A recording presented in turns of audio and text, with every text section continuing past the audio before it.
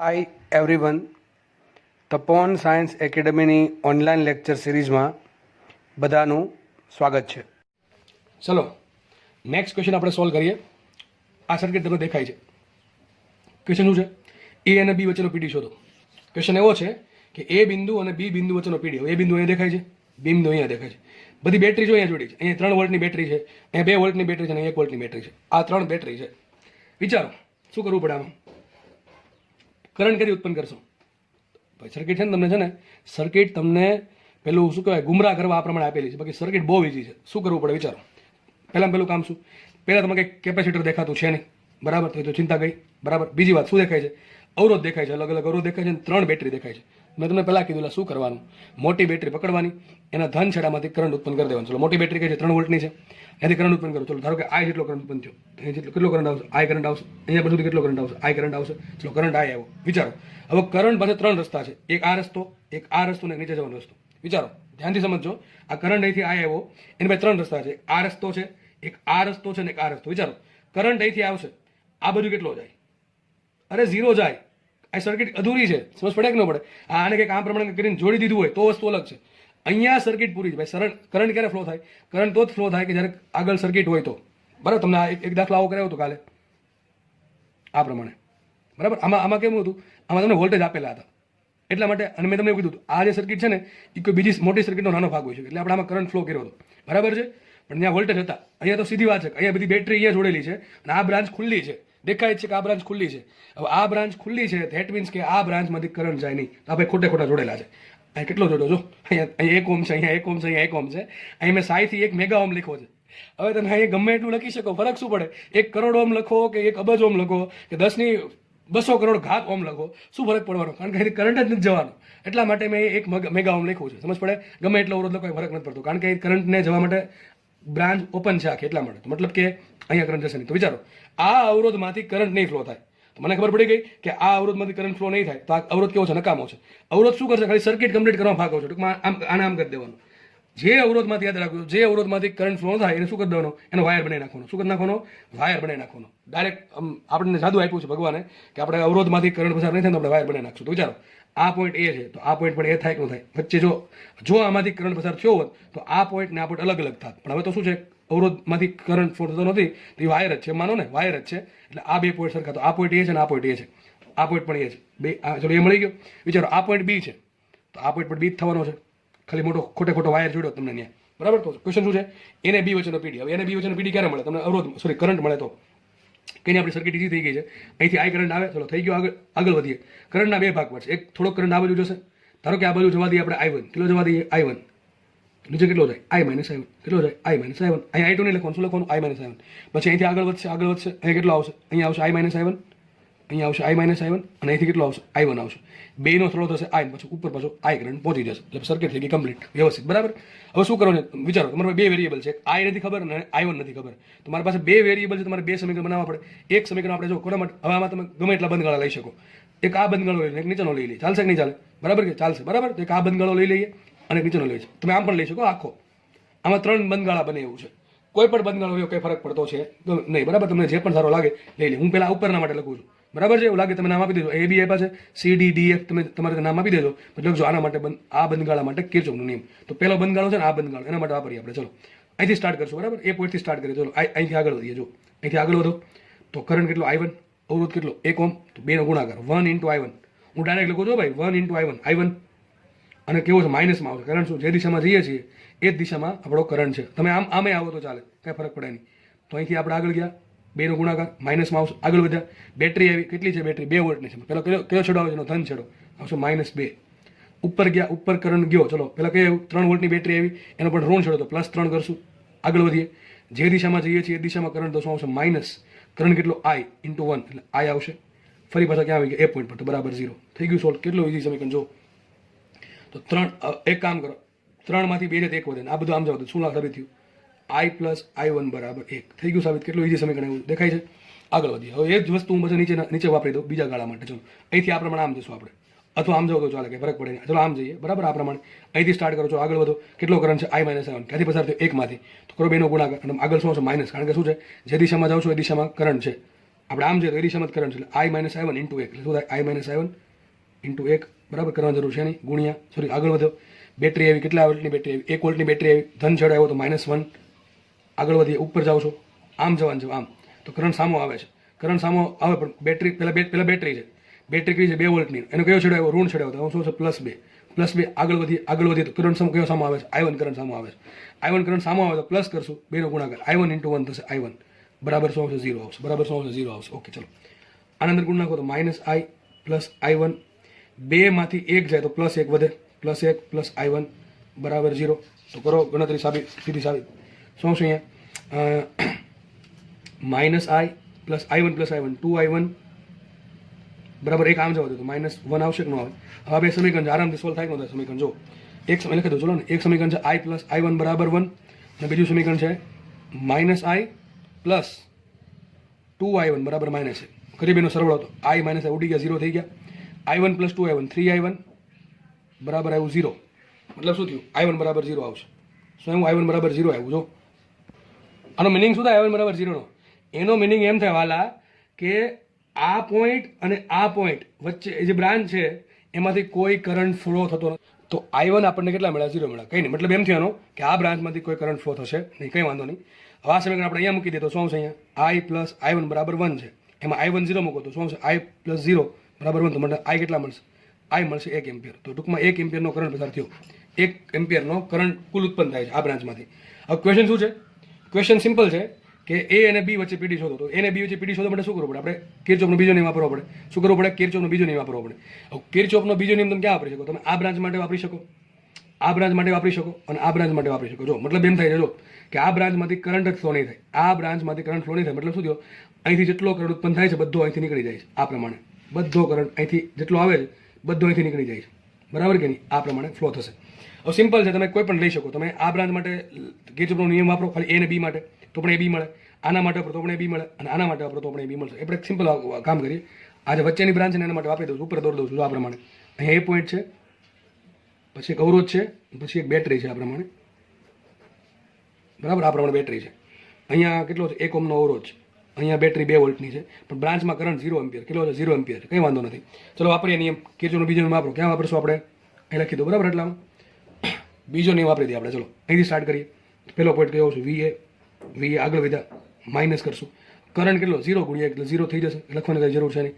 આગળ વધ્યા +2 વોલ્ટ આવશે પછી માઇનસ આવતો પહેલાં શું આવશે +2 લખો -2 લખો તો -2 = vb આવશે ને b પોઈન્ટ આવશે ને = vb સાબિત શું થયું આને આમ લાવો તો શું સાબિત થયું va - vb બરાબર 2 વોલ્ટ આ તમારો જવાબ આવી ગયો બરાબર છે ટૂંકમાં બે પોઈન્ટ વચ્ચે કેટલો વોલ્ટેજ હશે 2 વોલ્ટનો વોલ્ટેજ 2 પોઈન્ટ વચ્ચે 2 વોલ્ટનો પીડી હશે બરાબર છે તો આ પ્રમાણે દાખલો સોલ્વ કરવાનો છે ભાઈ દાખલામાં કંઈ નથી ભાઈ તમને કિર્ચોફનો બીજો નિયમ આવડશે તો જ દાખલા આવડશે નહીં પણ વધારે કંઈ શું કહેવાય એમાં કંઈ બહુ માથાકૂટ કરવાની જરૂર એટલી બધી હોતી નથી સિમ્પલ નિયમ છે સાદુરૂપ આપવાનું છે અને ધોરણ 10ના દાખલા પર લાગે છે એવું લાગે છે ધોરણ 10ના સમીકરણ સોલ્વ કરવાના છે એટલે બસ સિમ્પલ છે ને મેથેમેટિક્સ આવડતું હોય એને કંઈ વાંધો આવડે નહીં કંઈ વાંધો નહીં આવે બરાબર ટૂંકમાં ઓકે ચલો નેક્સ્ટ દાખલો તમે સ્ક્રીન પર દેખાતો હશે તમને એક સર્કિટ આપી છે આ દાખલા પૂછેલ દાખલો છે બહુ ઇઝી દાખલો તમે જુઓ તમને જે આગળ દાખલા ગણાવ્યા છે એ દાખલા તમને આવડી ગયા તો હવે તમને કોઈ પણ સર્કિટ આપશે તમને જો વ્યવસ્થિત રીતે કિર્ચોફનો બીજો નિયમ વાપરતા આવડશે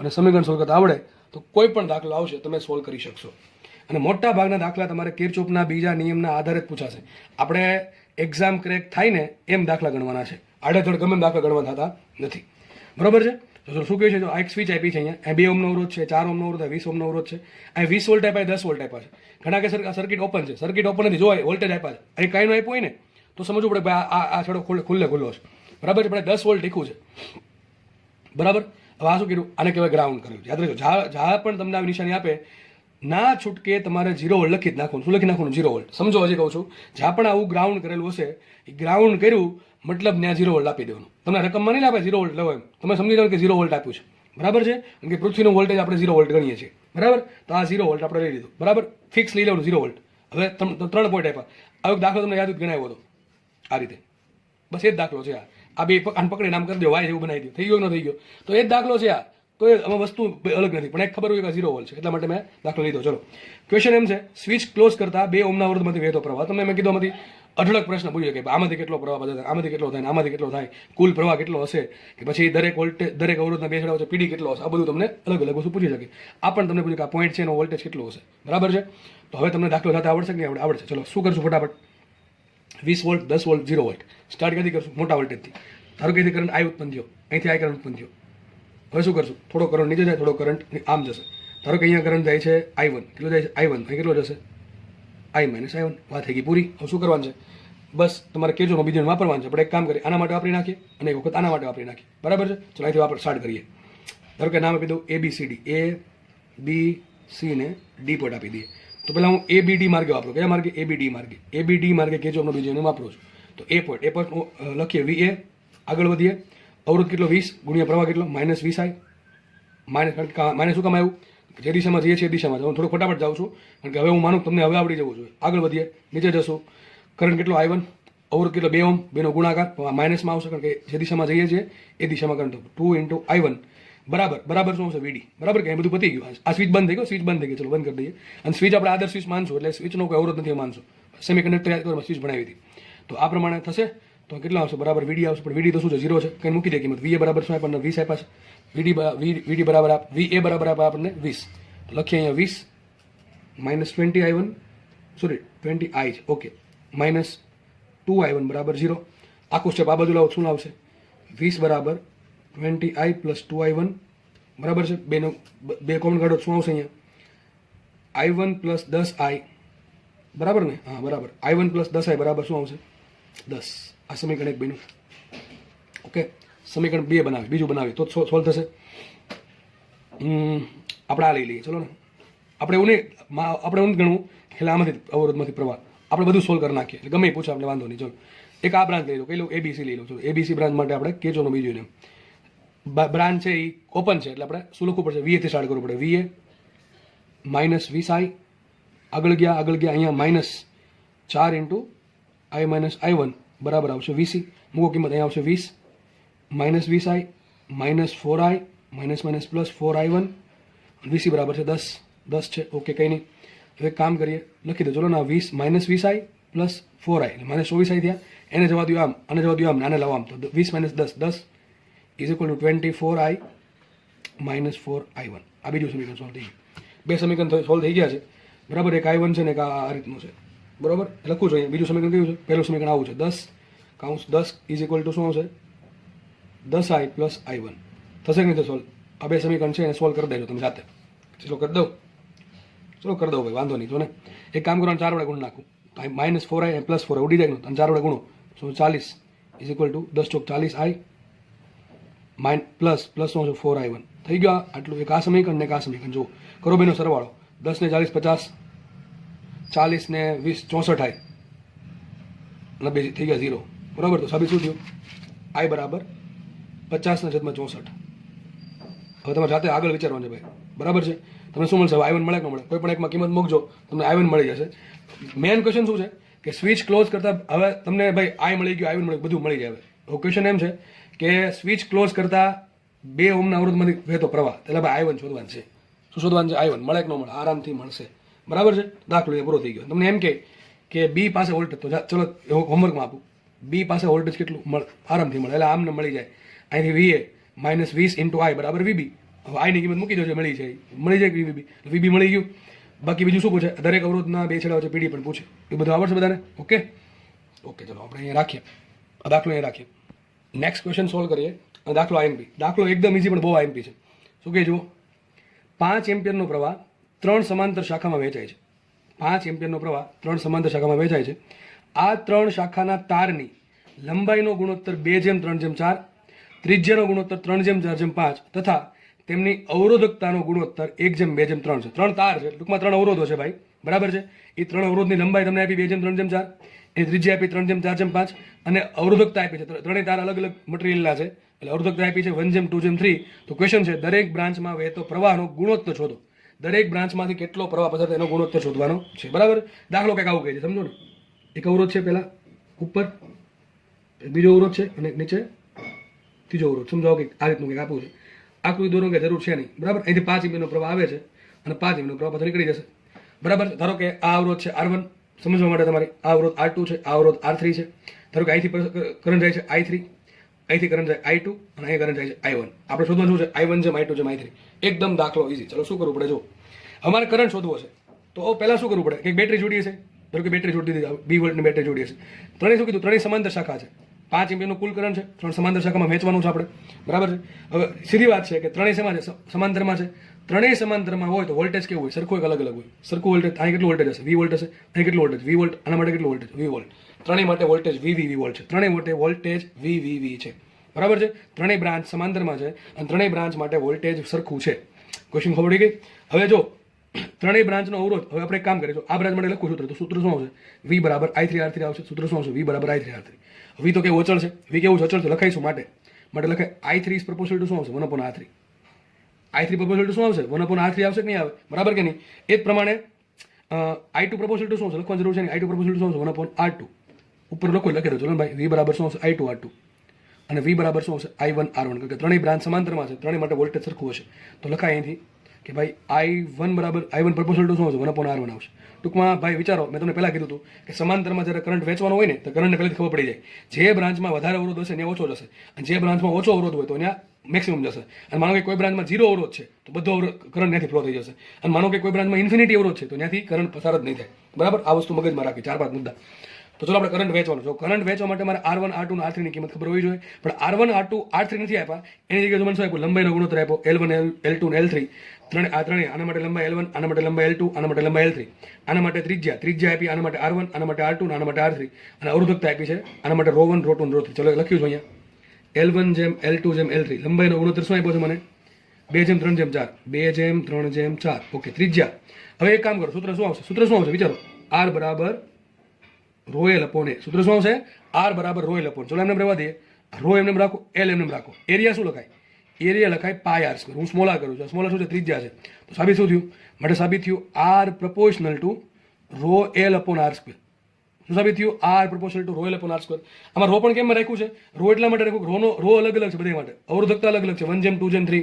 લંબાઈ અલગ અલગ છે, 2:3:4. અને ત્રિજ્યા પણ અલગ અલગ છે, 3:4:5. બરાબર કે નહીં? તો એક કામ કરીએ, ρ1 જેમ ρ2 જેમ ρ2 શું આપ્યા છે? ρ1 જેમ ρ2 જેમ ρ3 પ્રપોર્શનલ ટુ શું આવશે? સોરી, ઇઝ ઇક્વલ ટુ શું આવશે? 1:2:3. 1:2:3. હવે R1 જેમ R2 જેમ R3 ત્રિજ્યાનો ગુણોત્તર શું આપ્યો? ત્રિજ્યાનો ગુણોત્તર આપ્યો 3:4:5. શું આપ્યો? 3:4:5. તો મારે ત્રિજ્યાનું કામ છે, ત્રિજ્યાના વર્ગનું કામ છે. કામ કરો, ત્રિજ્યાનો વર્ગ કરી જ નાખું.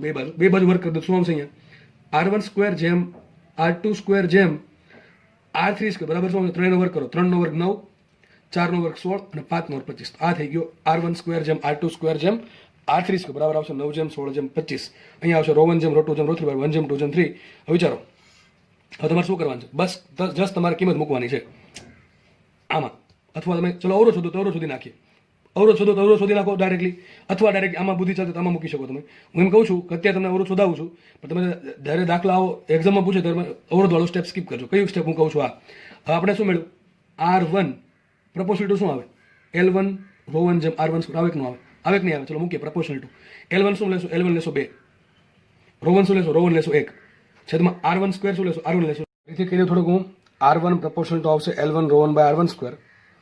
L1 ની કિંમત મૂકો, ρ1 ની કિંમત મૂકો અને R1² ની કિંમત મૂકો તો આવશે છેલ્લો આન્સર 2/9. પછી આપણે R2 શોધીએ તો R2 સેમ રીતે શું પ્રપોર્શનલ ટુ આવશે? L2 ρ2/R2². R2 proportional two આવશે L2 ρ2/R2². L2 મૂકવાનું છે 3. L2 મૂકીએ 3. ρ2 મૂકશું કેટલા? 2 છેદમાં R2². R2² શું આવશે? R2² છે 16. બરાબર, ભાગ્યા 16 કરી દઈએ તો સીધી વાત છે. શું આન્સર આવશે? 3 નીચે 2 ઉઠશે, બરાબર છે, એટલે 3/8. અહીંયા આવશે 3/8. પછી R3 શોધીએ આપણે. R3 પ્રપોર્શનલ ટુ શું આવશે? L3 ρ3/R3². પ્રપોર્શનલ ટુ શું આવશે? L3 છે 4. પછી ρ3 છે 3 ભાગ્યા R3નો વર્ગ. R3નો વર્ગ છે 25. તો એ બીજું કંઈ થશે નહીં. શું આવશે અહીંયા? 12/25. જો આ સ્ટેપ એક્સ્ટ્રા છે, તમારે અવરોધ શોધવો જરૂર નથી. આ કેસમાં તમારે શું કહેવું માંગ્યું ડાયરેક્ટલી કે ભાઈ ત્રણેય જે પ્રવાહ છે I1, I2 અને I3 એનો તમારે ગુણોત્તર શોધવાનો છે. તો અહીંથી આપણને ખબર પડે કે ભાઈ પ્રવાહ છે શું છે? અવરોધના વ્યસ્ત પ્રમાણમાં છે. હવે અવરોધ શું છે પછી એ શોધવો પડે. જ્યાં સુધી મને અવરોધનું વ્યસ્ત ટૂંકમાં પ્રવાહ ક્યારે મળે? અવરોધનું પ્રમાણ મળે તો. આ ત્રણેય અવરોધનું પ્રમાણ શોધી નાખો, તમને પ્રવાહ મળી જાય. અવરોધ ક્યાંથી મળશે? તો આપણે ત્રણેય લંબાઈ અલગ અલગ આપી છે, પેલી અવરોધકતા અલગ અલગ આપી છે, અને ત્રિજ્યા એટલે કે ક્ષેત્રફળ પણ અલગ અલગ આપ્યું છે. તો આપણે પહેલા કામ કર્યું, અવરોધ શોધી નાખ્યો. પહેલા અવરોધ શોધી નાખ્યો. હું છે ને પહેલા શું કરવું પડશે વિચારો.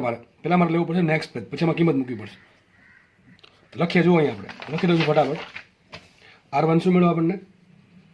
R1 proportional to 2/9 સમથિંગ છે, R2 proportional to છે 3/8 અને R3 proportional to છે 12/25. આટલું મળ્યું આપણને. મારો મેન ફોકસ અહીંયા છે, I1 I2 અને I3 શોધવાના છે, એનું પ્રમાણ શોધવાનું છે, બરાબર છે?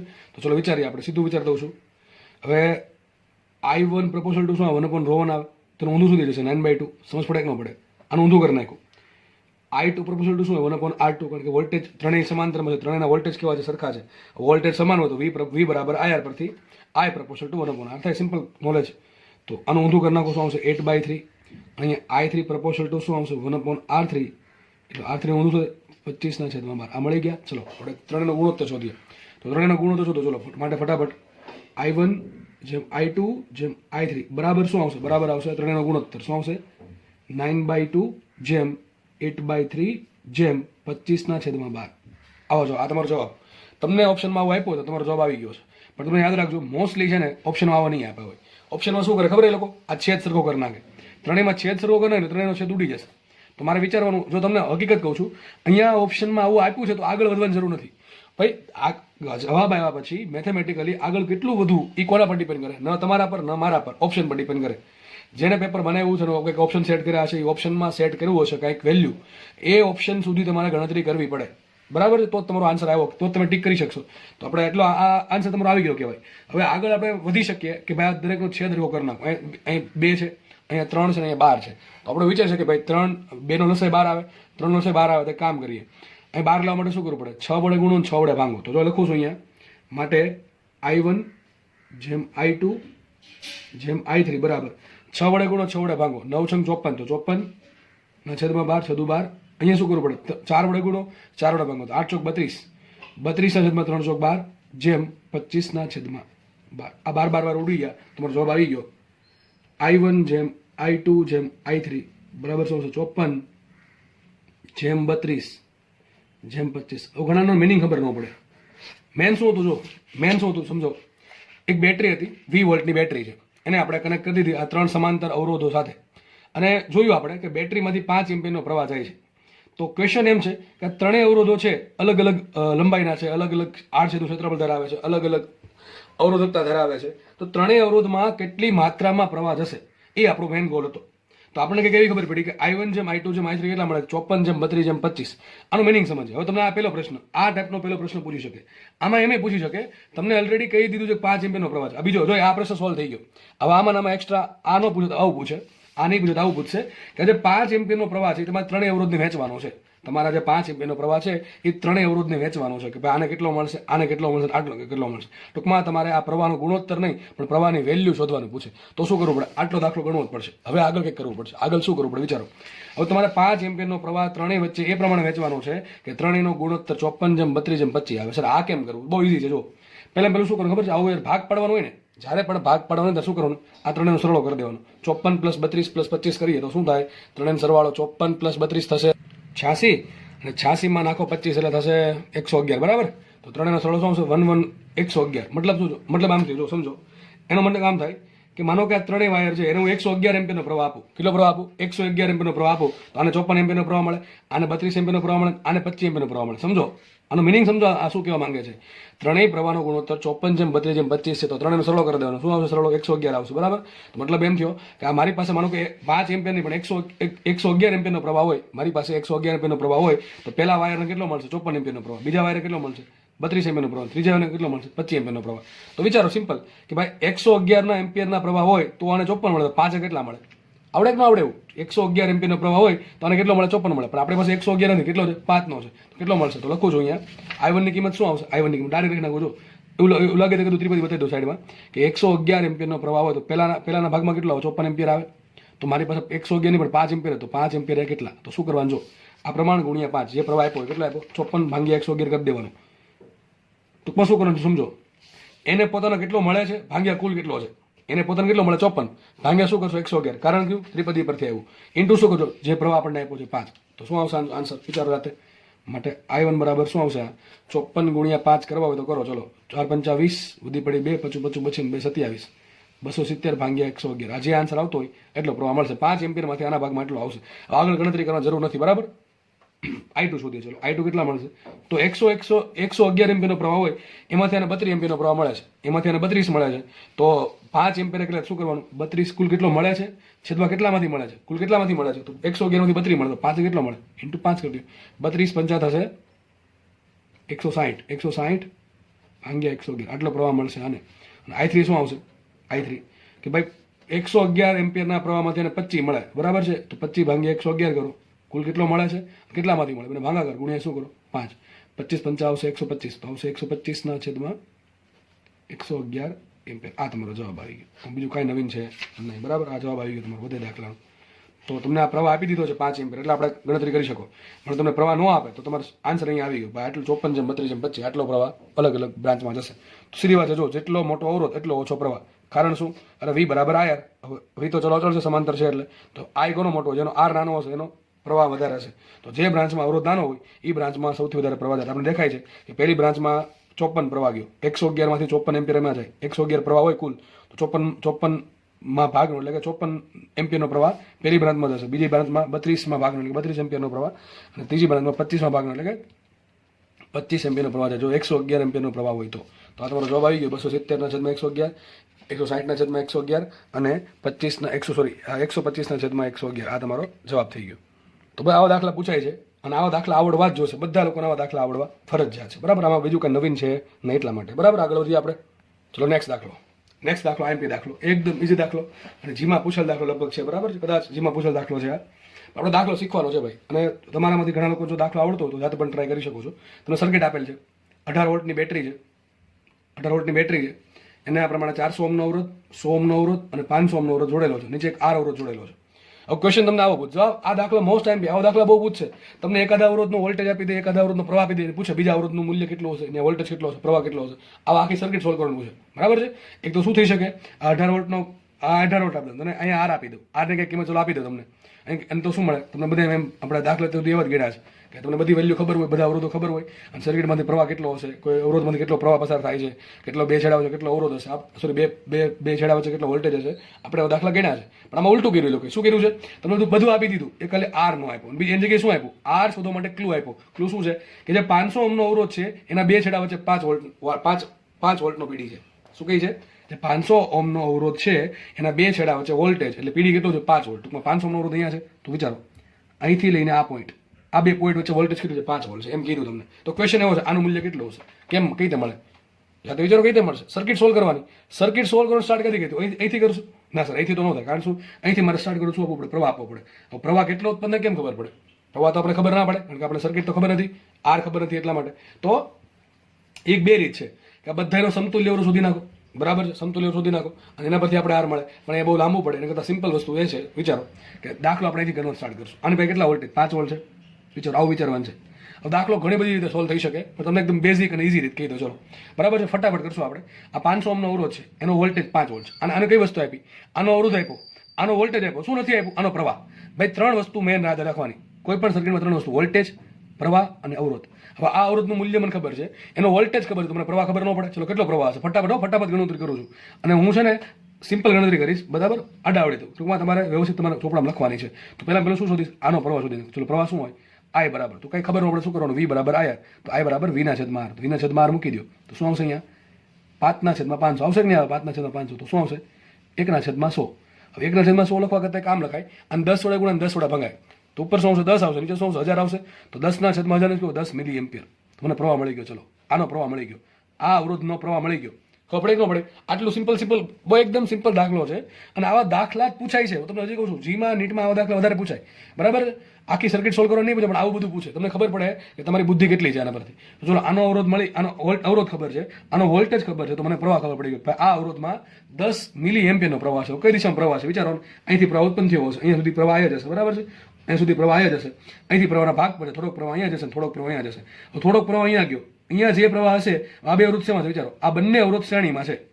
એમાં આ અવરોધમાંથી ફરજિયાતપણે 10 મિલી એમ્પિયરનો પ્રવાહ પસાર થવો જ જોશે, કારણ કે તો જ એનો અવરોધ છે 500 ઓહ્મનો રહે અને એનો વોલ્ટેજ 5 વોલ્ટનો. મતલબ ખબર પડી ગઈ મને કે આ અવરોધમાંથી પ્રવાહ કેટલો હશે? 10 મિલી એમ્પિયરનો. કેટલો છે?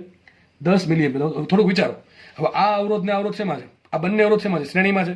તો જેટલો પ્રવાહ આમાંથી જતો હશે એટલો જ પ્રવાહ આમાંથી જતો હોય કે નહીં જતો હોય, તો આનો પ્રવાહ પણ મળી ગયો. કેટલો મળે? 10 મિલી એમ્પિયર. આ પહેલા જેવું છે, એક ક્લુ આપ્યું છે, ધીમે ધીમે ધીમે ધીમે બધા ક્લુ મળતા જશે. બરાબર? પોલીસના હાથમાં એક સબૂત મળે, ધીમે ધીમે ચેન આખી બનતી જાય, અને આખી ચેનથી પેલો જે ગુનેગાર છે પકડાય છે. તેના જેવું છે. આપણને આનો પ્રવાહ મળ્યો, તો આ બે શેમાં છે? સમાંતર શ્રેણીમાં છે. જેટલો પ્રવાહનો હશે એટલો પ્રવાહનો હશે. બે સમાંતરમાં શું કરવાનું? કંઈ નહીં. આને 5 વોલ્ટ, આને પણ 5 વોલ્ટ મળે. બરાબર છે? તો તમને ઘણું બધું સોલ્વ થઈ શકે. જુઓ, હવે આગળ વધીએ આપણે. તો વિચારો, મને આનો 5, હવે જો આને તમને અવરોધ આપ્યો, આનો તમને શું મળી ગયો? પ્રવાહ મળી ગયો. શું નથી આમાં આપ્યું? આનું શું ઘટે? આનો અવરોધ ખબર છે, આનો પ્રવાહ ઘટે. શું ઘટે? શું? વોલ્ટેજ ઘટે. 3 વસ્તુ વિચારવાની. VIR. તો 2 વસ્તુ આપી, ત્રીજી વસ્તુ શોધી નાખવાનું. આનો અવરોધ ખબર છે, આનું શું મને મળી ગયું? પ્રવાહ મળી ગયું. વોલ્ટેજ મળે કે નહીં મળે? હું ડાયરેક્ટ લખું છું, વોલ્ટેજ કેટલો હશે? તો V બરાબર શું સૂત્ર આવશે? V બરાબર IR. V બરાબર IR. હું ભાઈ આના માટે લખું છું. બરાબર? I કેટલું છે? 10 મિલી એમ્પિયર. 10 મિલી એમ્પિયર ઇન્ટુ અવરોધ કેટલો? 100 નો. હવે મિલી કાઢવા માટે શું કરવું? ડેશમાં 100 વડે 1000 વડે ભાંગવા પડે. 1000 ઇન્ટુ 100 આવશે. 100 આવશે. તો 1000 ભાંગ્યા 1000 થાય 1 વોલ્ટ. મતલબ ખબર પડી ગઈ. આનો પીડી કેટલો હશે? આનો પીડી 1 વોલ્ટ હશે. ખબર પડી? ખબર પડી? જો એક વસ્તુ મળે એટલે બીજી બધું ધીમે ધીમે મળતી જશે. તો મને ખબર પડી ગઈ. ચલો હવે સમજો, ખાસ સમજો. હવે આ અવરોધ છે એનો વોલ્ટેજ કેટલું? 1 વોલ્ટ આવ્યું. આ અવરોધ છે વોલ્ટેજ કેટલું? 5 વોલ્ટ આવ્યું. બે અવરોધ શેમાં છે? શ્રેણીમાં છે કે સમાંતરમાં છે? સર, બંને અવરોધ શ્રેણીમાં છે. બંને અવરોધ શ્રેણીમાં છે, તો આ બે છેડા વચ્ચે વોલ્ટેજ કેટલું? 5 અને 6 વોલ્ટ. મતલબ સમજો, આ પોઈન્ટ અને આ પોઈન્ટ વચ્ચે વોલ્ટેજ 6 વોલ્ટ આવ્યું. વિચારો, આ આખી બ્રાન્ચ અને આ આખી બ્રાન્ચ શેમાં છે? સમાંતરમાં, શ્રેણીમાં. આ આખી ઉપરની બ્રાન્ચ અને આખી નીચેની બ્રાન્ચ શેમાં છે? સમાંતરમાં છે. શેમાં છે? સમાંતરમાં. એમ ખબર ન પડે. આમ સમજો ને વાલા, કે ભાઈ આ પોઈન્ટ ને આ પોઈન્ટ, ચલો આ બે પોઈન્ટ છે, કઈ છે? સર, કાંઈ નથી. બે ખાલી વાયર છે. જો આ ચાલે, આ વાંધો ન આવે, કઈ નહીં. આખો વાયર જ છે. આ પણ વાયર છે ને અહીંયા પણ વાયર છે. ચાલશે. બે વચ્ચે કઈ છે નહીં. આ બે વચ્ચે કઈ છે? નથી. ઘણા કે સર આ નો ચાલે ને. અરે ભાઈ ચાલશે, હું કહું છું ચાલશે. આ વાયર છે. વિચારો, આ વાયર છે, અહીંયા જોડો, અહીંયા જોડો, અહીંયા જોડો. ફરક પડે? આ 400 ઓહ્મનો જેવો વાયર છે, એનું જરૂર છે વચ્ચે જોડવો પડે? ના. એમ તમે અહીંયા જોડી શકો, આમે જોડી શકો, આમ અને ઉપર જોડી શકો. કઈ ફરક પડે? કઈ ફરક ન પડે. બરાબર છે? ખાસ સમજો, ત્રણેય પોઈન્ટ કેવા સરખા છે. તો આ પોઈન્ટ થી જ આ પોઈન્ટ છે, તો નામ આપી દઉં AB. જરૂર નથી આપવું, પણ તમને સમજવા માટે આપી દઉં. તો આ પણ A થાય, આ પણ B થાય. અહીંયા AB વચ્ચે કેટલો વોલ્ટેજ આવ્યો? 6 વોલ્ટ. તો આના વચ્ચે કેટલો અવરોધ આવશે? તો કેટલો વોલ્ટેજ આવશે? અહીંયા પણ 6 વોલ્ટેજ આવશે. આ તમને મળી ગયો વોલ્ટેજ 6 વોલ્ટ. વિચારો, કેટલો વોલ્ટેજ મળ્યો? 6 વોલ્ટનો. સર, હવે શું કરશું? આનો મને અવરોધ શોધવાનો છે. મને ખાલી વોલ્ટેજ જ ખબર પડી. પ્રવાહ ક્યાંથી મળશે? વિચારો, આ અવરોધ ક્યારે તમને મળે?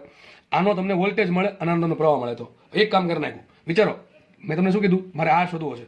R શોધવા માટે કોની જરૂર પડે? મારે વોલ્ટેજની, પ્રવાહની. ચલો, વોલ્ટેજ તો મળી ગયો, પ્રવાહ ક્યાંથી મળશે? સો 10 મિલી એમ્પિયરનો પ્રવાહ થાય? ના સર, 10 મિલી એમ્પિયર તો અહીંયા થશે, કારણ કે આ બે શ્રેણીમાં છે એટલા માટે. તો આપણને જે પ્રવાહ મળશે, તો પ્રવાહ સર અહીંયા મળે, શું કરવું પડે? કંઈ નહીં, બેટરી આપી દો, એનો કંઈક યુઝ કરવો પડશે. વિચારો, થોડીક બુદ્ધિ વાપરો, થોડીક દાખલો પતી જ ગયો છે. વિચારો, અહીંયા આ ઝુમખાને કેટલા વોલ્ટેજ મળે? 6 વોલ્ટ મળે. નીચે પણ કેટલા મળે? 6 મળે. બે ની ભેગા કેટલા મળે? ઘણા કે સર 12 વોલ્ટ. અરે ટોપા સમાંતરમાં છે એમ કહું. આ બેટરી જોડ દો. ચલો, આ 20 વોલ્ટની બેટરી, તારે કેટલા મળે? 20 મળે. આને કેટલા મળે? 20 મળે. કુલ 2V થાય, ખાલી 20 થાય. 20 થાય. તો બે આની વચ્ચે કેટલા? 6 વોલ્ટ છે. આની વચ્ચે 6 છે. તો આ બે આખું સમાંતરમાં જે ઝુમકું છે એ કેટલા લે? 6 વોલ્ટ લઈ લે. સમજ પડે કે ન પડે? સમજ પડે. પેલી બ્રાન્ચને 5 ને 6 વોલ્ટ મળે. નીચેના અવરોધ સમાંતરમાં છે, એને પણ 6 વોલ્ટ મળશે. અને બે સમાંતરમાં જ છે. બે સમાંતરમાં હોય તો આને 6 વોલ્ટ મળ્યા, આને 6 વોલ્ટ મળ્યા. બેના વોલ્ટેજ સરખા થાય તો જ સમાંતરમાં કહેવાય. તો આ પણ સમાંતરમાં, બે સમાંતરમાં છે. તો આખું ઝુમકું કેટલા લેશે? આ 6 વોલ્ટ, આ 6 વોલ્ટ. ને કુલ 12 નથી કરવાના. વોલ્ટેજનો સરવાળો ક્યાં થાય? શ્રેણીમાં થાય. પ્રવાહનો સરવાળો ક્યાં થાય? સમાંતરમાં થાય. બરાબર કે નહીં? તો આપણે વસ્તુ યાદ રાખજો. તો બંને વચ્ચે આખા ઝુમખાને 6 વોલ્ટ મળે છે. કુલ બેટરી કેટલી છે? 18 વોલ્ટની છે. હું આવું માની શકું કે આખું ઝુમખું પ્લસ આ 400, આખું ઝુમખું પ્લસ અને આ 400, બે શેમાં છે? આ આખું ઝુમખું ના 400 શેમાં છે? સમાન શ્રેણીમાં. શેમાં છે? સમાન. આ 400 જોડે આ આખું ઝુમખું શ્રેણીમાં જોડેલું છે. તો આ આખા ઝુમખાને 6 વોલ્ટ મળતા હોય તો આના ભાગમાં કેટલા આવે? 12 વોલ્ટ આવે. કેમ? કુલ બેટરી 18 વોલ્ટની છે. 18 વોલ્ટની બેટરી શું કરશે? આને કંઈક વોલ્ટેજ આપશે અને આખા ઝુમખાને કંઈક સરખો વોલ્ટેજ આપશે. કારણ શું? એક તો આ અને આ ઉપરની બ્રાન્ચ બે સમાંતરમાં છે, એટલે આને 6 વોલ્ટ આપ્યા તો આને પણ 6 વોલ્ટ આપશે. હવે જોશે ભાઈ કે પ્રવાહના આધારે, સોરી, અવરોધના આધારે આને 5 વોલ્ટ મળશે, આને 1 વોલ્ટ મળશે. બરાબર? V બરાબર IR. V બરાબર IR. બે શેમાં છે? શ્રેણીમાં છે. બેનો પ્રવાહ શું હોય? સરખો હોય. તો V પ્રપોર્શનલ ટુ R. જેનો અવરોધ મોટો એને વોલ્ટેજ વધારે. 500 છે, આ 100 છે, તો આને 5 મળે અને 1 મળે 6 વોલ્ટમાંથી. સમજ પડે ને? તો બધું ભેગું થાય છે. હવે મને ખબર પડી કે આને 12 વોલ્ટ મળે. આના મને 12 વોલ્ટ મળી ગયા. આનો અવરોધ મને ખબર, આનો પ્રવાહ મળે કે ન મળે? ચલો, આનો પ્રવાહ શોધીએ આપણે. આનો પ્રવાહ શોધીશું. ચલો, I બરાબર શું આવશે? સીધું મૂકીએ V ના છેદમાં R. V ના છેદમાં R. ચલો, V કેટલા છે? V છે 12 છેદમાં આવશે 400. બરાબર કે નહીં? તો 12 ના છેદમાં 400 શું? તો 1 બાય નહીં, ઉપર આવશે ને 3. 3 ના છેદમાં 100. શું કરે? 10 વડે ગુણે 10 વડે ભાંગીએ તો શું થઈ ગયું? 30 મિલી એમ્પિયર. તો દાખલો સોલ્વ થઈ ગયો. હવે તો મતલબ કે મને પ્રવાહ મળી ગયો. કુલ પ્રવાહ મળી ગયો કેટલો મળ્યો 30 મિલી એમ્પિયર મતલબ એમ ખબર પડી ગઈ કે આ 400 ઓહ્મનો અવરોધ છે એમાંથી 30 મિલી એમ્પિયરનો પ્રવાહ પસાર થાય છે એ પ્રવાહ ક્યાંથી અહીંથી આવ્યો તો બેટરીનો પ્રવાહ મળે છે તમને આમે પ્રશ્ન પૂછી શકે તમને આટલો પ્રશ્ન પૂછી શકે કે આ જે બેટરી છે એમાંથી કેટલો પ્રવાહ છે શું છે 30 મિલી એમ્પિયર તો બધું ભેગું થઈ ગયું 18 વોલ્ટની બેટરી છે એના ધન છેડામાંથી 30 મિલી એમ્પિયરનો પ્રવાહ ઉત્પન્ન થયો આગળ વધ્યો પ્રવાહ આ 400 ઓહ્મનો અવરોધ છે એમાંથી 30 મિલી એમ્પિયરનો પ્રવાહ પસાર થાય તેને કેટલા મળે 12 વોલ્ટ મળે ચલો આગળ વધ્યા હવે 30 મિલી એમ્પિયરનો પ્રવાહ છે એના બે ફાટા પડે છે કારણ કે બે બ્રાન્ચમાં છે સમાંતરમાં છે હવે સમાંતરમાં હોય તો પ્રવાહના ભાગ પડે તો ઉપરની બ્રાન્ચમાં કેટલો પ્રવાહ ગયો 10 મિલી એમ્પિયર ગયો તો નીચેની બ્રાન્ચમાં કેટલો જાય 20 મિલી એમ્પિયર કેટલો ઈઝી દાખલો જુઓ તો મને અવરોધ R છે એનો પ્રવાહ મળી ગયો 20 કુલ પ્રવાહ કેટલો 30 મિલી એમ્પિયર ઉપર કેટલો ગયો 10 મિલી એમ્પિયર નીચે કેટલો ગયો 20 મિલી એમ્પિયર તો નીચે પ્રવાહ આવ્યો 20 મિલી એમ્પિયર નીચે વોલ્ટેજ કેટલા 6 વોલ્ટ છે તો વિચારો નીચેના અવરોધ જે R છે એના માટે તમને વોલ્ટેજ કેટલું મળ્યું 6 વોલ્ટ એનો પ્રવાહ કેટલો મળ્યો 20 મિલી એમ્પિયર તો એનો અવરોધ મળે કે ન મળે આરામથી મળે સૂત્ર શું V બરાબર IR તો R બરાબર શું આવશે V ના છેદમાં I શું આવશે V ના છેદમાં I ચલો મૂકો V કેટલા છે 6 વોલ્ટ ડિવાઇડેડ બાય શું કરશો 20 મિલી એમ્પિયર મિલીના 1000 ક્યાં જતું ઉપર જતું બરાબર કે નહીં એટલે એમ્પિયર થઈ ગયું કે ન થઈ ગયું ચલો આ તો આવડે બધાને હવે 2 મિનિટ ઉડાડ 3 દૂન 6 શું છે 300 ઓહ્મનો અવરોધ આવે કેટલો આવે 300 ઓહ્મનો અવરોધ આ અવરોધ જે હશે કેટલો હશે 300 ઓહ્મનો અવરોધ હશે આ તમારો જવાબ કેટલો દાખલો ઈજી છે મજા આવે દાખલા ગણવાની આવા દાખલા ગણવાની મજા આવે કારણ કે બુદ્ધિ જ વાપરવાની છે બીજું કંઈ છે નહીં એટલું ખાલી યાદ રાખવાનું કે કોઈ અવરોધ મને 3 વસ્તુમાંથી 2 વસ્તુ આપી એકાદા અવરોધને આપી હશે આગળ એક કડી મેળવતી જવાની આખી સર્કિટ બનાવી નાખવાની તો આપણે આખી સર્કિટ કમ્પ્લીટ કરી દીધી આમાં તમને કોઈ પણ પ્રશ્ન પૂછે આમ પ્રશ્ન પૂછે કે 100 ઓહ્મના અવરોધનો વોલ્ટેજ કેટલો 1 વોલ્ટ 400 ઓહ્મના અવરોધનો વોલ્ટેજ કેટલો 12 વોલ્ટ એનો પ્રવાહ કેટલો 30 મિલી એમ્પિયર આ R છે એનું મૂલ્ય કેટલું 300 ઓહ્મ એનો વોલ્ટેજ કેટલો 6 વોલ્ટ એનો પ્રવાહ કેટલો 20 મિલી એમ્પિયર બેટરી કેટલા 18 વોલ્ટની છે કુલ પ્રવાહ કેટલો 30 મિલી એમ્પિયર કોઈ પણ પ્રશ્ન પૂછે તમને મળી જાય તમને પૂછે A અને B પોઈન્ટ વચ્ચે કેટલો વોલ્ટેજ હશે તો શું આવશે 6 વોલ્ટ આવશે બરાબર કે નહીં તો આ પ્રમાણે દાખલો ગણવાનો થશે બરાબર દાખલો એકદમ ઈઝી છે અને આવા દાખલા હવે ભવિષ્યમાં કોઈ પણ દાખલો તમારી સામે આવે તમારે ગણતરી કરી દેવાની મેં તમને એક શીખવાડ્યો છે તમારે 50 પૂછાય કે 100 પૂછાય કે 2 પૂછાય તમારે ગણતરી કરવાની છે આ રીતે જ કોઈ પણ દાખલો હવે વિચારો ભાઈ આમાં કેટલા અસંખ્ય દાખલા તમે જાતે તમારી હાથે 50 દાખલા તમે જાતે બનાવી શકો 50 તમારી કેપેસિટી અનુસાર સર્કિટ ગમે બનાવો અને બની શકે ત્યાં સુધી એ બનાવવાની સોલ્વ થાય પાછી ગમે આડેધડ સર્કિટ નહીં મન ફાવે એમ બરાબર છે જોકે સોલ્વ થઈ જાય પણ વાર લાગે આપણે એવી સર્કિટ જ પૂછાશે કે જે ઓછા સમયમાં સોલ્વ થાય ને થોડુંક બુદ્ધિ સ્માર્ટ વર્ક વધારે હોય હાર્ડ વર્ક નહીં બરાબર એટલે ખોટી નિરર્થક ઘણા લોકો છે ને સર્કિટ સોલ્વ કરવામાં બહુ સમય બગાડશે ભાઈ સમય બગાડતા નહીં સર્કિટ પૂછાતી છે નહીં જે સર્કિટ પૂછાશે હું કરાવી દઈશ આવું વધારે પૂછે આવું દરેકનો અવરોધ દરેકનો પ્રવાહ દરેકનું વોલ્ટેજ એવું બધું પૂછાશે અથવા ઘણી વખત આવું પૂછી નાખે કે બેટરી કેટલા વોલ્ટની હોય બરાબર એવું ટૂંકમાં બધી વસ્તુમાંથી કોઈ એક વસ્તુ નહીં આવે આપણે ધીમે ધીમે એક કડી પરથી બીજી કડી શોધવાની સોલ્વ કરવાનો દાખલો સોલ્વ થઈ જશે આગળ વધીએ આપણે નેક્સ્ટ દાખલો જોઈએ આ દાખલો પણ સારો દાખલો છે પૂછાયેલો દાખલો છે તો પૂછાય છે હજી પૂછાશે શું કહે જો L લંબાઈના તારનો અવરોધ R છે મને કોઈ વાંધો નથી એનાથી આમ કહે જો આવું કહે છે એક L લંબાઈનો તાર છે એનો અવરોધ R છે કઈ વાંધો નહીં આગળ લખે છે હવે તમે ખબર છે આવું બહુ કરે એ તાર હોય ને વર્તુળાકારમાં વાળા દે એટલે શું બને રિંગ બની ગઈ બરાબર કે નહીં તારને વર્તુળમાં વાળો શું બને રિંગ બને તકતી બને વિચારીને કહો એટલે વિચારવાનું છે તમારે કે તાર છે અને તમે સિમ્પલ વર્તુળાકાર વાળી દો છો તો ડેફિનેટલી રિંગ જ બનવાનું છે તકતી ક્યાંથી બને તકતી અંદર મટીરિયલ ક્યાં લેવા જશો બરાબર બીજો અલગથી મટીરિયલ જોડી દો સાઈડમાં વચ્ચે તો અલગ વસ્તુ છે કે તારને વર્તુળાકાર વાળીને તારના બે છેડા જો લખું છે આવું કે તારને વર્તુળાકાર વાળો આખો સંપૂર્ણ વર્તુળાકાર વાળી દીધો બરાબર છે એટલે હવે એવું કહે છે કે તારને વર્તુળાકાર વાળીને તારના બે છેડા કયા છે બે બિંદુઓ સોરી A અને B ઓકે તારને વર્તુળાકાર વાળો પછી એના બે બિંદુ છે કોઈ પણ બે બિંદુ A અને B કે છે કેન્દ્ર O સાથે કેન્દ્ર O કે અહીંયા કે હશે આનું સેન્ટર છે ઓકે આ રિંગનું સેન્ટર થઈ ગયું માનો કે આ રિંગનું સેન્ટર O છે તો કેમ કહે છે આ તાર વર્તુળ બનાવી દીધું એક રિંગ બનાવીને હવે શું કરવાનું એના પર બે બિંદુ એવા લેવાના છે A અને B કે જે કેન્દ્ર O સાથે 90 ડિગ્રી ખૂણો બનાવે મતલબ શું થાય તમે A ને છે ને O સાથે જોડો અને B ને તમે O સાથે જોડો તો 90 ડિગ્રીનો ખૂણો બને ટૂંકમાં બંને બિંદુઓ કેન્દ્ર સાથે 90 ડિગ્રીનો ખૂણો બનાવે એ રીતે શું કરવાનું છે બેટરી જોડવાની છે આ એ બિંદુ માનો કે આ બિંદુ A છે ને આ બિંદુ B છે ઘણા કેસ અહીંયા લો તો કઈ વાંધો નહીં અહીંયા A બિંદુ લીધું અહીંયા B બિંદુ લીધું બે કેટલો ખૂણો બનાવે 90 ડિગ્રી ખૂણો બનાવે તો બિંદુ અહીંયા લો કોઈ ફરક પડે નહીં હવે શું કરવાનું છે બેટરી જોડવા ચલો બેટરી જોડી દીધી હવે બેટરીમાં તમે ગમે ધન છેડો જોડી શકો ગમે ઋણ છેડો જોડી એવું કંઈક ચોખ્ખોટ પાડી છે નહીં માનો કે બેટરી આપણે 20 વોલ્ટની બેટરી જોડી દીધી A પોઈન્ટ સાથે અને B પોઈન્ટ સાથે માનો કે A પોઈન્ટ છે એને આપણે ધન સાથે જોડવાનું B પોઈન્ટ છે ને ઋણ સાથે જોડ્યું એટલે બેટરી જોડી દીધી શું થશે સર્કિટ કમ્પ્લીટ થઈ ગઈ દેખાય છે ને સર્કિટ કમ્પ્લીટ થઈ ગઈ સર્કિટ કમ્પ્લીટ થાય શું થાય પ્રવાહ ઉત્પન્ન થશે બેટરીમાં સોરી પ્રવાહથી પસાર થશે સર્કિટમાં આગળ વધીએ તો બંને તારમાં વહેતા પ્રવાહનો ગુણોત્તર શોધો અને આ કિસ્સામાં સમતુલ્ય અવરોધ પણ ચલો અવરોધ પણ શોધવાનું છે આપણે સમતુલ્ય અને બંને કિસ્સામાં એટલે સોરી બંને તાર જો બે તાર છે આપણી પાસે આ ફર્સ્ટ તાર આ રહ્યો અને બીજો તાર અહીંયા આવ્યો દેખાય છે વિચારો અહીંથી આ પ્રવાહ સમજો આવું કરવાનું છે અહીંથી આ પ્રવાહ આવે છે અહીં કેટલો પ્રવાહ છે આયા જશે વિચારો હવે સમજો થોડો પ્રવાહ ઉપર જશે કેટલો ઉપર ગયો ધારો કે I1 ઉપર ગયો તો અહીંથી ફાટા પડે છે થોડોક પુરવા ઉપર જાય, થોડોક પુરવા નીચે જાય. ઘણા કેસમાં ગોળ છે એટલે તકલીફ પડે. અરે ભાઈ શું ફરક પડે આપણને, ગોળ હોય સીધું હોય, બરાબર. તો આ પ્રમાણે થોડોક પ્રવાહ અહીંયા ગયો, બી ફરીથી પાછો આવશે અને થોડોક પ્રવાહ નીચે જશે. કેટલો પ્રવાહ જશે નીચે? આઈ માઇનસ આઈ વન. કેટલો જાય? આઈ માઇનસ આઈ વન. કિર્ચોફનો પહેલો નિયમ, બરાબર છે. તો આઈ માઇનસ આઈ વન પ્રવાહ નીચે ગયો, તો અહીંથી કેટલો પ્રવાહ ગયો? ઉપરથી આઈ વન બી પોઈન્ટ પર આવશે, આઈ વન આવશે. અહીંથી કેટલો આવશે? સામેથી આઈ માઇનસ વન. કરો બેનો સરવાળો, શું થાય? આઈ વન પ્લસ આઈ માઇનસ વન શું આવશે? આઈ પ્રવાહ પાછો બેટરીને મળી ગયો. સર્કિટ આપણે આખી કમ્પ્લીટ થઈ ગઈ. આને કહેવાય સંપૂર્ણ સર્કિટ. હવે વિચારવાનું એ છે, સમજો તમે, હું એમ કહું મારી પાસે બે તાર છે. જો આ તાર આગલા ડિગ્રીનો તાર છે, 270 ડિગ્રીનો તાર, અને નીચે બીજો તાર છે 90 ડિગ્રીનો. આ તાર, આ બે શ્રેણીમાં સમાંતરમાં. જોઈને ખબર પડે સમાંતરમાં છે. કારણ શું? આ પોઈન્ટ પરથી પ્રવાહના બે ભાગ પડે છે. જો શ્રેણીમાં હોય તો પ્રવાહ સરખો હોવો જોઈએ, બરાબર છે કે નહીં ભાઈ? તો પ્રવાહના ભાગ પડ્યા તો એક કામ કરી નાખો, આને પેલો ઉપરનો તાર કહી દો, નીચેનો બીજો તાર કહી દો, બરાબર છે.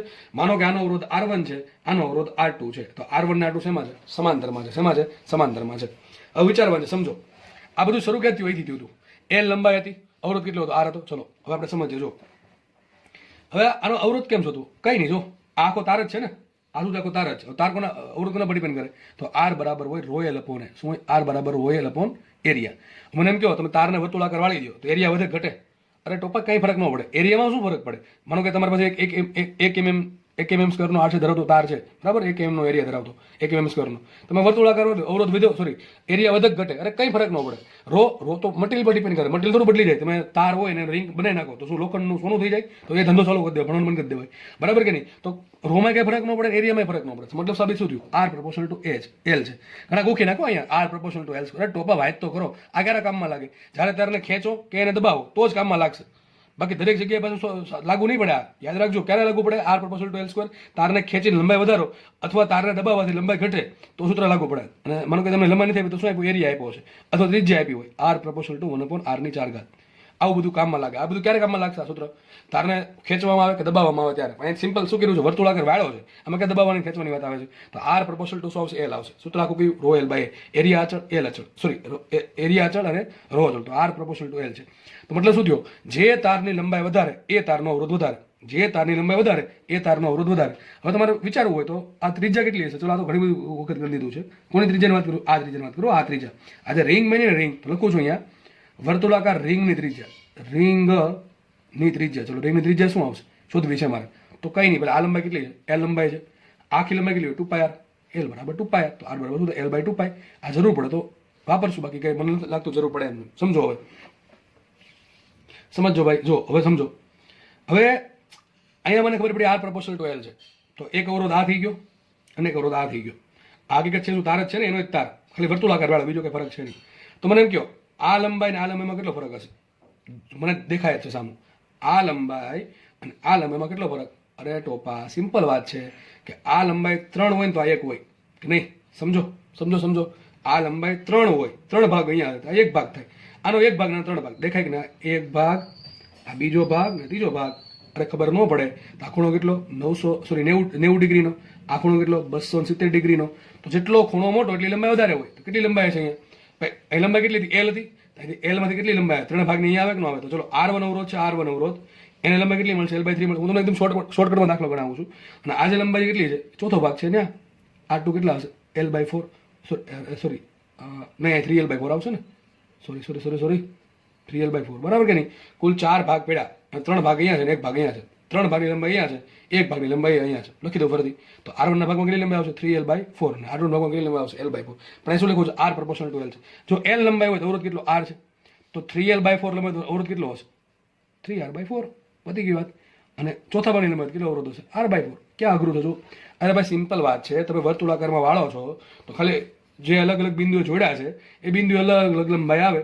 હવે R પ્રપોર્શનલ ટુ L થશે, કારણ કે L માટે સોરી રો અચળ છે, એરિયા અચળ છે. તો R પ્રપોર્શનલ ટુ L. જેટલી મોટી લંબાઈ ભાગમાં આવે એટલો મોટો અવરોધ ભાગમાં આવશે. જેટલી મોટી લંબાઈ ભાગમાં આવશે એટલો મોટો અવરોધ ભાગમાં આવશે. પહેલો ભાગ છે એને L લંબાઈમાંથી કેટલી લંબાઈ મળે? 4 ભાગમાંથી 3 ભાગની લંબાઈ. 4 ભાગ પાડો અને 3 ભાગની લંબાઈ કોને મળે? પહેલા ભાગને. અને બીજા ભાગની લંબાઈ કેટલી મળે? ચોથા ભાગની લંબાઈ મળે. તો સિમ્પલ. R1 કેટલો હતો? L લંબાઈ હોય તો અવરોધ કેટલો હતો? R હતો. તો R1 કેટલો હતો? 3R/4. R2 કેટલો આવશે? R/4. તો સર્કિટ જો આવી થઈ ગઈ. સર્કિટ આવી થઈ ગઈ કે આ અવરોધ કેટલો છે? 3R/4 છે. આ અવરોધ કેટલો છે? R/4 છે. કેટલો છે અવરોધ? R/4 છે. સમજ ન પડે તો કામ કરું, અલગ પેજમાં તમને દોડીને દર્શ બતાવી દઉં. 1 મિનિટ. બતાવી દઉં અહીંયા. આને તમે આમ દોરો ને તો ચાલશે. જો આ રીતે કે માનો કે સિમ્પલ સમજવા માટે ખાલી એક અવરોધ અહીંયા છે, એક અવરોધ અહીંયા છે ને એક બેટરી અહીંયા છે, બસ ચાલશે, કોઈ ફરક ન પડે આનાથી. આ કેટલો અવરોધ મળ્યો? 3R/4. આ કેટલો અવરોધ મળ્યો? R/4. આ વોલ્ટેજ કેટલા છે? V છે, બરાબર ને? ધારો કે I પ્રવાહ ઉત્પન્ન થયો, અહીંયા કેટલો જાય છે કે I - I1 જાય છે, અહીંયા કેટલો જાય છે? I1 જાય છે. એનો કંઈ જરૂર નથી આમ તો હવે, બરાબર છે? તો પહેલો ક્વેશ્ચન શું છે? સમતુલ્ય અવરોધ. હવે મળશે કે નહીં મળે સમતુલ્ય અવરોધ? R ઇક્વિવેલન્ટ બરાબર શું આવે? તમને ખબર છે સૂત્ર શું આવે? સમાંતર જોડાણનું 1/R ઇક્વિવેલન્ટ બરાબર 1/R1 પ્લસ 1/R2. હવે જ્યારે બે અવરોધ હોય ને સમાંતરમાં તો આવું કરી નાખવાનું. આને અહીંયા ગુણો, આને અહીંયા ગુણો, શું થઈ જશે? અહીંયા R2 પ્લસ R1 છેદમાં બેનો લસા R1 R2, બરાબર કે નહીં? આ બરાબર શું મળે? 1/R equivalent. તો R ઇક્વિવેલન્ટ બરાબર શું આવશે? R1 R2 છેદમાં R1 પ્લસ R2. આ તમે વાપરી શકો સમાંતર જોડાણમાં, તમે આ સૂત્ર વાપરી શકો. પણ ક્યારે બે અવરોધ હોય તો, ત્રણ હોય પાછું લાગુ ન પડે, તો આપણે આ વાપરવાનું, બરાબર? આપણે બે અવરોધ છે સૂત્ર વાપરીએ સીધું. R ઇક્વિવેલન્ટ બરાબર શું આવશે? R1 R2 છેદમાં R1 પ્લસ R2. થઈ ગયું, બરાબર? તો મૂકો કિંમત. ચલો, R ઇક્વિવેલન્ટ બરાબર R1 કેટલા આવ્યા? 3R/4. R2 કેટલા આવ્યા? R/4 છેદમાં બેનો સરવાળો 3R/4 પ્લસ R/4. આ તો R જ થાય કે ન થાય? કેટલા R થાય? તો શું ઉપર શું આવશે? 3R²/16 ભાગ્યા R. તો શું આન્સર આવશે? માટે R ઇક્વિવેલન્ટ બરાબર શું આવશે? આ R ઉડી ગયા, શું આવે? 3R/16. આ તમારો જવાબ 3R/16. આ આપણને R ઇક્વિવેલન્ટ મળી ગયો. શું મળી ગયું? R ઇક્વિવેલન્ટ, બરાબર છે? હવે આગળ ક્વેશ્ચન બીજો છે કે બંને તારમાં વહેતા પ્રવાહનો ગુણોત્તર આરામથી મળે. જો અહીંથી પ્રવાહ આવ્યો, વિચારો આ બે અવરોધ શેમાં છે? શ્રેણીમાં કે સમાંતરમાં? શ્રેણીમાં છે. બંને માટે શું સરખું? વોલ્ટેજ સરખું. જેટલું વોલ્ટેજ આનું હશે એટલું જ વોલ્ટેજ આનું. ત્રણેયનું વોલ્ટેજ કેવું હોય? સરખું હોય. આ બ્રાન્ચનું આ બ્રાન્ચનું વોલ્ટેજ કેવું હશે? સરખું હશે. આ વોલ્ટેજ સરખું હોય, સૂત્ર શું આવે? V બરાબર આર. જો આપણે શોર્ટકટમાં ગણવાનું છે બધું, V બરાબર આર. બધા માટે વોલ્ટેજ કેવું? સરખું છે. તો I પ્રપોર્શનલ ટુ શું? હમણાં કીધું એ પ્રમાણે I proportional two 1/R.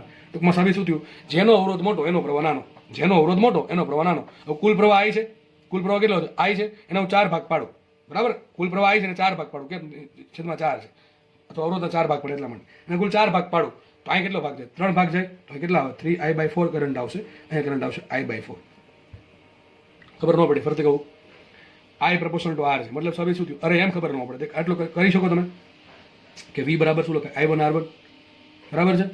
V બરાબર શું લખાય? I2 R2. ઓકે, તો V એમ રાખો. ચલો, V એમ રાખો. I1 શું આવે? I1 શોધવાના છે. R1 શું આવ્યા? 3R/4. થઈ ગયું? ન થઈ ગયું? તો જવા દો અહીંયા. ચલો, 4V/3R is equal to I1. અને V અહીંયા શું આવશે? V બરાબર I2. જો આ બધી લાંબી રીત છે, અમે તમને શોર્ટકટમાં કીધી, આ બધી કરવાનું ન હોય, તમને સમજાવવા માટે કરું છું. R2 શું છે? R/4. તો શું આવશે? 4V/R બરાબર આવશે I2. પણ મારે I2 અને I1 શોધવાનું છે. V સ્વરૂપે શોધવાના છે. V ને I સ્વરૂપે. કામ કરો, આ બેનો સમતુલ્ય અવરોધ કેટલો છે? એ બેનો સમતુલ્ય અવરોધ મળ્યો 3R/16. જો બધી લાંબી રીત છે, હજી કહું છું, આપણે કરવા થતી નથી, બરાબર છે? તો કરી શકું. આ બે અવરોધ કાઢી નાખું. આ બે અવરોધ કાઢીને જગ્યાએ શું જોડી દઉં? ખાલી 3R/16 જોડી દઉં. V વોલ્ટની બેટરી છે ને I રહેશે. તો સૂત્ર શું આવશે? V બરાબર આયા. V બરાબર આયા. તો V એમને રાખો. I કેટલા આવશે? I શોધી એમને રાખો. અને R કેટલા આવશે? R આવશે 3R/16. તે કામ કરો હવે તમે, જ્યાં તમને V દેખાય ને આટલું મૂકી દો. અહીંયા V દેખાઈને શું મૂકો? 3RI/16. અહીંયા શું મૂકો? V દેખાઈને શું મૂકી દો? 3RI/16. કરશો ને તમારે I1 એટલો જ આવશે. I1 તમારે ક્યાં ગયો? અહીંયા લખ્યું છે. આ જે નીચેનો અવરોધ છે ને આવડો, એમાં આપણે કેટલો અવરોધ આપ્યો? આને I1 કીધો છે, આને I1 કીધો છે, આને I2 કીધું. તમે સેમ આન્સર આવી જશે. અથવા હું તમને કહું છું શોર્ટકટ રીતે યાદ રાખો. આમ ફરીથી કહું છું, વિચારો કે I પ્રપોર્શનલ ટુ 1/R છે. જેટલો અવરોધ મોટો એટલો પ્રવાહ નાનો. આના કરતાં 3 ગણો અવરોધ છે. આના કરતાં 3 ગણો અવરોધ છે. સિમ્પલ ખબર પડે. આના કરતાં અહીંયા 3 ગણો અવરોધ છે. તો જેટલો અવરોધ વધારે એટલો પ્રવાહ ઓછો આવશે. આના ભાગમાં પ્રવાહ ઓછો છે, આના ભાગમાં પ્રવાહ વધારે જશે, બરાબર કે નહીં? તો જેમ આપણી પાસે અવરોધ હતો R નો, એમાં ત્રીજા ભાગનો 4 ભાગમાંથી 3 ભાગનો અવરોધ અહીંયા છે અને 1 ભાગનો અવરોધ અહીંયા છે. એનાથી ઉલટું થશે. અહીંયા 3 ભાગનો અવરોધ છે ને 1 ભાગનો જ અવરોધ છે. તો મતલબ ઊંધું થશે. અહીંયા 3 ભાગનો પ્રવાહ અહીંયા હશે અને 1 ભાગનો પ્રવાહ અહીંયા હશે. તો અહીંયા પ્રવાહ કેટલો હશે? 3I/4. અહીંયા પ્રવાહ કેટલો હશે? I/4. જેટલો અવરોધ નાનો એટલો પ્રવાહ મોટો. સમાંતર જોડાણમાં દાખલો સોલ્વ થઈ ગયો છે.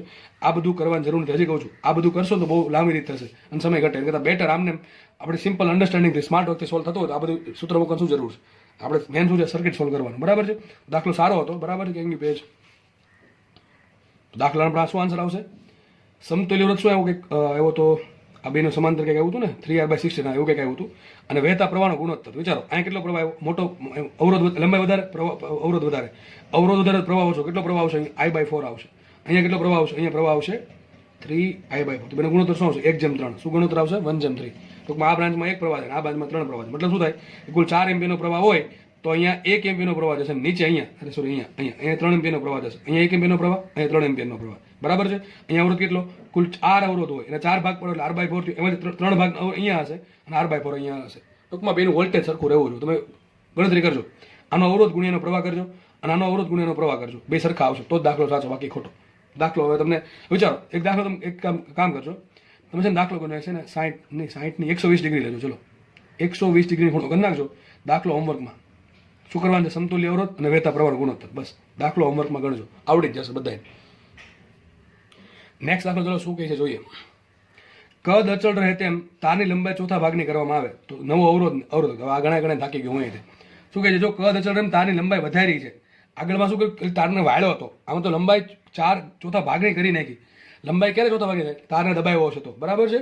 તો આ એલ શું થઈ ગયું? પહેલા લંબાઈ એલ હતી, ધારો કે અવરોધ આર છે. હવે લંબાઈ કેટલી થઈ ગઈ? ધારો કે લંબાઈ થઈ ગઈ ચોથા ભાગની, તો લંબાઈ થઈ ગઈ L/4. ત્યારે અવરોધ કેટલો? ધારો કે R' કેટલા આવે? શું કરવું પડે વિચારવામાં? હવે તમે બેઝિકથી શીખવાડો તો આમ આવે. R બરાબર શું હોય? Royal upon area. હવે આપણને લંબાઈ વધારે છે, લંબાઈમાં ઘટાડો કર્યો તો એરિયા વધ્યો હશે. એરિયા કેટલો વધ્યો આપણને નથી ખબર, પણ આપણે આવું કરી શકીએ. કદ અચળ છે શું કરી શકે?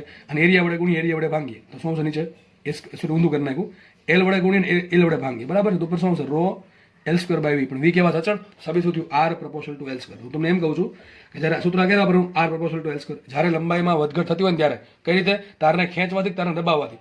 યાદ રાખજો, આવું થવું જોઈએ. તારને કાં તો ખેંચવો જોઈએ, કાં તો તારને દબાવો, તો જ આ સૂત્ર વાપરી શકો. કાં તો આ વાપરવાનું, કાં તો કયું વાપરવાનું? R proportional to 1/S². બાકી આ જ વાપરવાનું. કયું? હા, રો R બરાબર રો L અપોન E, બરાબર. તો આપણે અત્યારે આ વાપરવું. હવે સીધી વાત છે, વિચારો.